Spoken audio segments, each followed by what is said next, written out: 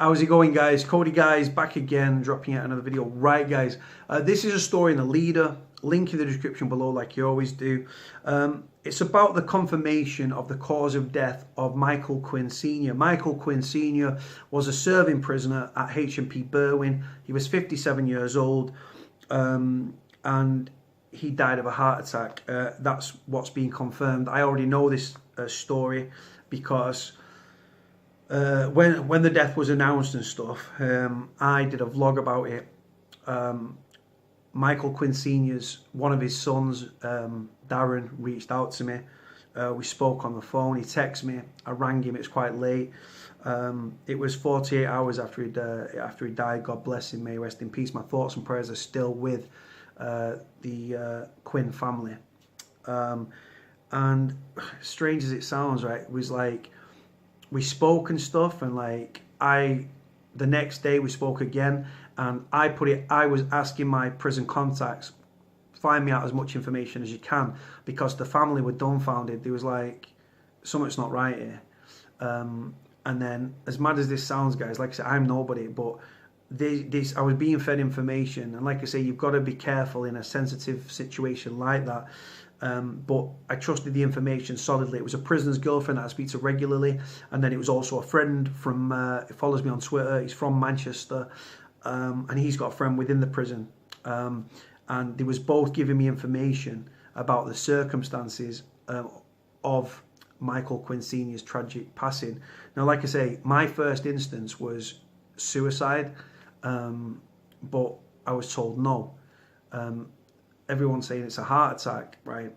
And I'm thinking, well, how can the prison were telling the family it was a heart attack before a cause of death had even been established, which is just you keep your mouth shut, do you know what I mean? But I was also hearing the same things. So the family knew a little bit, but not the full thing. So they had like certain pieces of the jigsaw, and then by speaking to my contacts, they was giving me little pieces of the jigsaw which actually fitted in with what the family. I was being told Michael Quinn Senior, God bless him, may he rest in peace, had been on hunger strike for 3 weeks leading up to his tragic passing. Apparently towards the end, he started to eat. He was sharing a cell with a prisoner by the name of Mark Vincent. When I spoke to the family, I said, leave it with me. I'll try to get you a name for the prisoner he was sharing a cell with. I was able to do that for the family. Like I said, not through me. It wasn't my information. It was passed to me. So I'm grateful for my prison contacts. And I was like, right, this is the prisoner. Then we managed to get the prisoner's prison number as well, which goes with it. Because what he is, the circumstances on that night, we was told he was on the buzzer from 5 p.m, 8 p.m, 11 p.m, and then 12 p.m. At 4 minutes past midnight, he tried to ring his father. His father's in his 80s, and he was actually at a New Year's Eve party, and he didn't answer the phone because obviously he couldn't hear it or whatever. And obviously, by the time he'd looked, his dad, Michael's dad, had looked at the call. He can't ring back. Obviously, you're ringing a prison, and you can't ring it because it'll just you can't ring into prison to speak to the prisoner, obviously. So yeah, he tried to ring him. That was it. Then I got told that his pad mate was furiously on the buzzer and banging on the door. I was told from within inside the prison that the screw just said, try and sleep it off. He was complaining of chest pains. He was clutching his chest. It got progressively worse. They didn't open the door, guys, from what I'm told, till 5 a.m. in the morning. I don't know if they got him medical attention. If they did get him medical attention, why wasn't an ambulance called? If they didn't get him medical attention, why didn't they get him medical attention? If the nurse saw him, she'd see all the signs of a heart attack. Saying that, though, prison healthcare is inadequate at best. Some nurses are better than others, but if it was distinguished that he was indeed having a heart attack, they should have got straight onto Oscar 1. For anyone that doesn't know, Oscar 1 is the duty governor. Obviously, you're talking night time, but there is always a governor on. Duty governor, deputy governor, whatever the case may be. And the call sign is Oscar 1. I feel, personally, that medical negligence has contributed to Michael Quinn Senior's death. Now, like I say, I'm nobody to say that, do you know what I mean? I mean, the cause of death, it was confirmed to me by Michael's son several days ago that it was indeed a heart attack, because obviously the inquest gets carried out, the coroner carries out the not the inquest, sorry, the autopsy was carried out and stuff by the coroner. The death certificate was issued and it stated heart attack, massive heart attack and everything. And like I say, the sad thing as well, on top of the fact he was 57-year-old and there's no worse place to die than prison, and it sounds like he was failed to a medical negligence of the highest degree, which resulted in the loss of his life. And like I say, my whole heart goes out to the family. Michael Quinn Senior's son, Michael Quinn Junior, is in the very same prison. They actually used to be housed on the same wing, but I think Quinn Senior, the father, he was staying. He was working and stuff, and he was on like a working wing. Michael Quinn Jr., I believe, ended up in a segregation unit for some reason or other. I don't know the reasons and the circumstances to that. But imagine, guys, right? You're in a prison where your dad is. You're on separate wings, and then someone comes and tells you, sorry to tell you, your dad's died. The chaplain probably broke that news with a prison officer present. There's no worse place in the world to get that news. Just imagine two father and son in the same prison, different wings, only recently different wings, and then find out that he'd been on hunger strike for 3 weeks, and then obviously tragically died of a heart attack. He was on hunger strike apparently because he was trying to get a single cell. Now, like I say, I've spoken to one of Michael's sons, Darren, lovely guy. Just the family are dumbfounded, and the first thing I said to the family is, when it comes to the circumstances of Michael's death, what the prisons say and what the truth is two very, very different versions of events. Please take what the prisons say with a pinch of salt. Why? Because the prison have got a reputation to upkeep. I wanted to get the prisoner's name that Michael had been sharing a cell with, simply because he's the only witness that night. You've got other prisoners on the wing that heard the alarm and the buzzers going off and stuff like that, but Mark Vincent is the only prisoner in that prison that was in that cell that saw it unfold minute for minute, second for second. And apparently, this is crazy. I contacted Darren and said, Darren, just to let you know, apparently Mark Vincent, who was the prisoner that was sharing the cell with your dad, God bless him, may rest in peace, has actually given a 15-page statement to the police.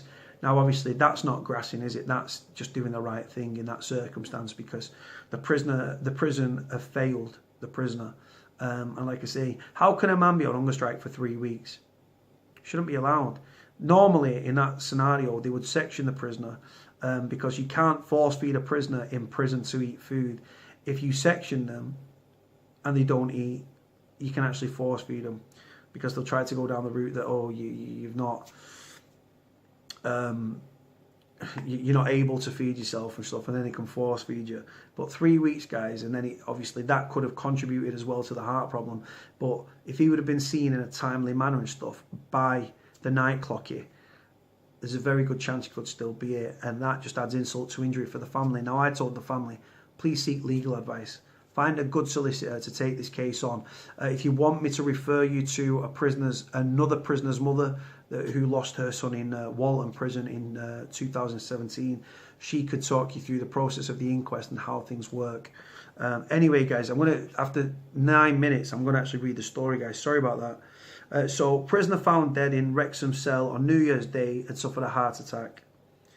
A prisoner found dead in his cell on New Year's Day died of natural causes, it has been revealed. A post-mortem examination on 57-year-old Michael Quinn found he had suffered a heart attack. Mr. Quinn, a demolition worker from Buckingham Road, Tube Rook in Liverpool, was serving a sentence in HMP Berwyn in Wrexham. He was certified dead by a paramedic and identified by a prison officer. After a brief hearing in Ruthin, Joanne Lees, Assistant Coroner for North Wales East and Central, adjourned the inquest until June the 7th. Because of the circumstances of the death, is being investigated by the Prison and Probation Ombudsman. Now, if anybody dies in, like I say, police custody or prison in this way, they always go to the independent Prison and Probation Ombudsman. The family will want answers.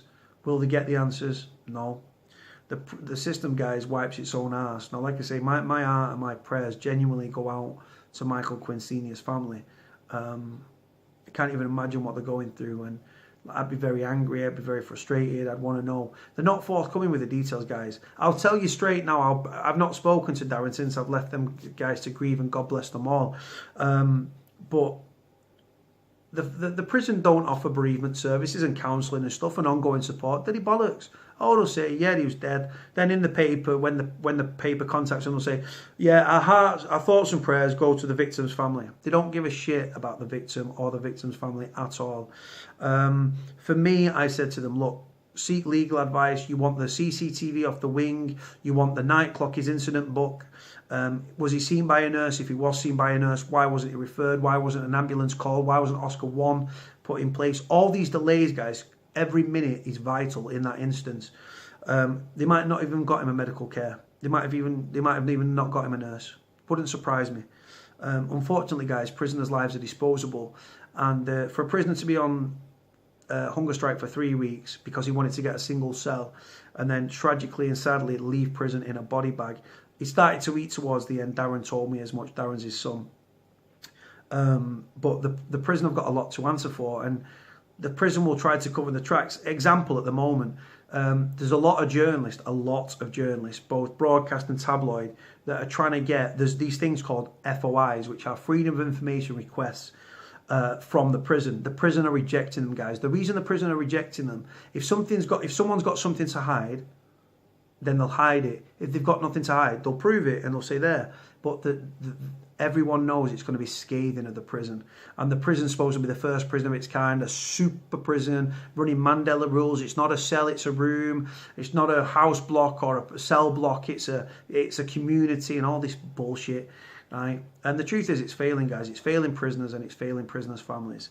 And the fact that they are blocking and refusing. Solicitors on behalf of tabloids and media are having to go through legal means, guys. What's the point of having freedom of information? Saying, oh, you can write to us and ask for X, Y, and Z, and we will give it you. And then when you ask for it, they say, no.